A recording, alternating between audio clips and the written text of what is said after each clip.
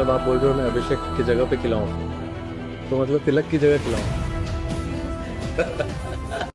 അതിനർത്ഥം നിങ്ങളുടെ ഹീറോ തോറ്റെന്നാണോ? തോറ്റുപോയി.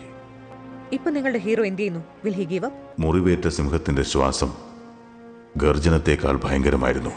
Samson comes in for Rico Singh.